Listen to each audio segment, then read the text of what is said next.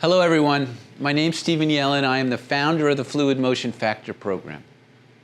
In March of 1975, I had an experience on the tennis court in a challenge match that changed my life. My background in sports is actually not in golf, it's in tennis. I grew up in Florida, had a good career as a junior player. I was Florida State High School singles champion, member of the championship team, went on to play #1 singles at University of Pennsylvania, was a member of the All-Ivy team, and even had a win over John McEnroe in my college career. But in March of '75, I had an experience that changed my life. A the deepest zone experience that I have ever experienced in an intra-squad challenge match. And I had to figure it out. I had to understand why I had this experience on this day and not on any other days that I had played. And I had played a lot of matches in my career. After 2 or 3 days, I think it was the third day, I woke up and I figured it out. I knew exactly why I had that experience, and I'm going to tell you why right now. When you watch a tennis match, what do you see?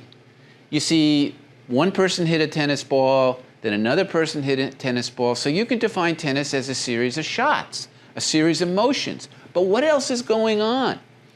Well, the person hits the ball, one person hits the ball, then they wait. Then the other person hits the ball, and they wait.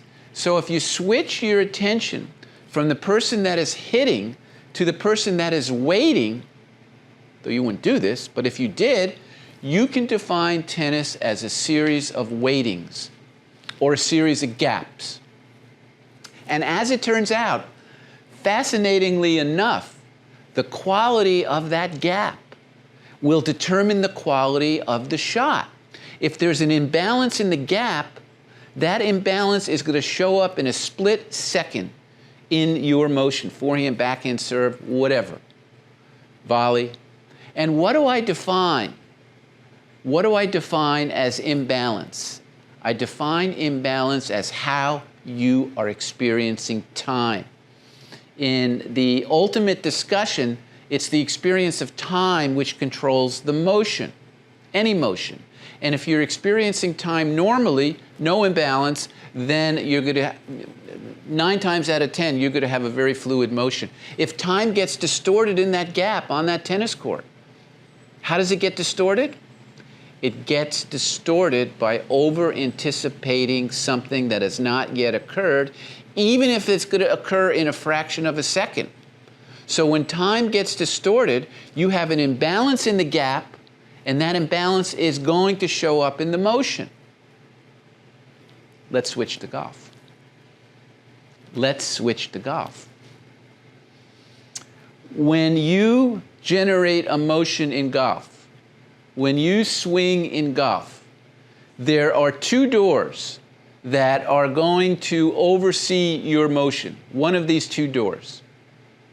The first door, this is during the motion, the first door, door number 1, is the prefrontal cortex door.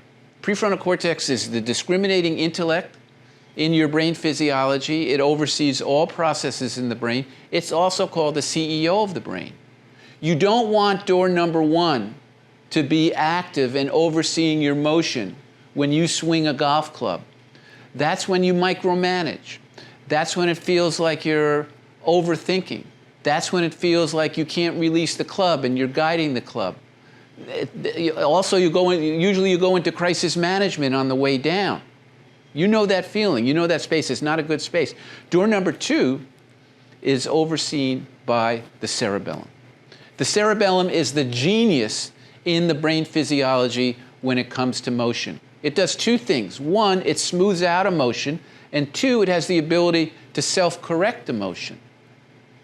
So what are the circumstances whether door number 1 is chosen during your motion or door number 2? Well, the question that has to be asked in order to answer that question is, what is the environment the brain physiology has to experience before you pull that trigger in order for door number 2 to be chosen? It's a good question. I'm glad you asked. That environment, that arena, can be summarized in one word: wholeness. Wholeness. The brain physiology was designed to create fluid motion when you experience wholeness. Now, wholeness is a very abstract term. Essentially, it means the togetherness of all the parts, but let's make it concrete. Now, let's say you're on the course, you're setting up a shot.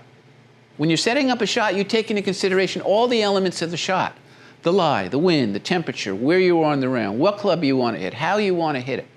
Now, all of you have made a smoothie, regular smoothie, right?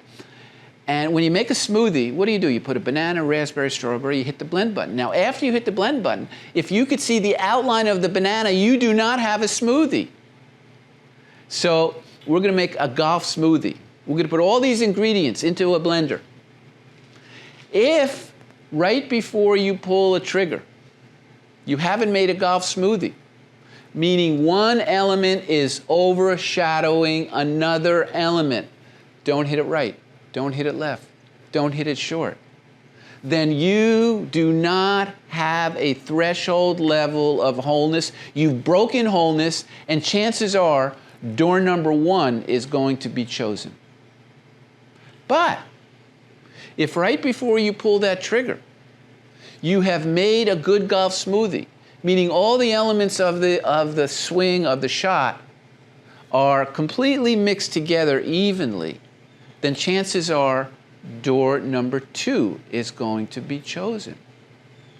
So what happens is that if you have broken wholeness before you pull the trigger, time is ever so slightly distorted, because you are over-anticipating an action that has not yet occurred, even if that action is going to occur in a split second. And when that happens, this is before you pull the motion, if you have that over-anticipation of something that has not yet occurring, then there's going to be a physical movement somewhere in your body. It could be in your hands tightening up, could be in your fingers, could be in your wrists, could be in your arms, could be in your shoulders, could be in your knees. But what that reaction, that means the PFC is online. The prefrontal cortex is online, because what is moving your hands, your wrists, your arms, your shoulders, your knees? It's the PFC. And once the PFC is online, it's very difficult when you initiate that swing to go offline. So chances are it's going to be the dominant force as far as the subtle processes in the brain physiology overseeing your swing. So what's the remedy? What's the remedy to this? What can you do to give yourself the best chance of not having the PFC online, of not over-anticipating an action that has not yet occurred, and choosing, or having it's chosen for you, the cerebellum? Here's the technique that you signed up to get, okay? Finally, we're getting to it. I want you to set up on the range, and I want you to get over the ball, and right before you're about to pull the trigger, I want you to drop the club and stand up. Just stand up. And ask yourself, do my shoulders feel exactly the same as when I was over the ball and I was about to pull the trigger? Because shoulders, really, that's where the over-anticipatory reaction comes for most players. Chances are you won't feel the same. Chances are you're going to drop the club, you're going to feel much lighter. You're going to feel normal. Well, you want to feel normal before you initiate the swing, then door number 2 has a better chance of being accessed. You don't want to go into Navy SEAL, I'm going to get this job done, over-concentrating, over-determined, over-focused. That doesn't get the job done, folks. It doesn't get the job done. So you keep doing this. Over the ball, drop the club, stand up, ask yourself if your shoulders feel the same. You can't hit a ball until you drop the club, you stand up, and your shoulders do feel the same. Now we've set a baseline. Now we're doing something significant in your golf game, because you're going to start to experience time normally. Now you're going to hit a ball. But your only goal when you hit a ball is to see the quality of space before you pull the trigger. How are you going to do that? You're going to ask yourself, if I drop the club right now and stand up, obviously, hypothetically, you're thinking this in your mind, would my shoulders feel exactly the same? And when you feel they would feel exactly the same, you have the green light to hit the ball. If you do this when you're hitting the ball, first few balls, and you feel that your shoulders would not feel the same, you back away. You're not ready to go. That is the most important component of playing competitive, elite, consistent golf. Completely under the radar is the quality of space before you initiate the motion will determine which processes in the mind, because the swing doesn't control the swing, folks, okay? It's processes in the brain physiology that control the swing, and I just gave you two of the main. This will determine the quality of the motion. So this is your most valuable asset, is understanding and creating this high quality of space before you initiate the motion. What separates ball strikers on the PGA Tour, LPGA Tour, top amateur players? It's not their swing. They all have great swings. It's the quality of the space before they initiate the motion. The great ones live in this world of smoothies. They live in this world of smoothies. Hope you enjoyed this. If you haven't read my book, Simplicity, I think you'll find it interesting. I sell a series of videos on my website, StephenYellin.com. But if you really want to change your game, if you really want to give yourself the best chance of reaching your potential in golf, you come and see me in Vero Beach. Happy holidays.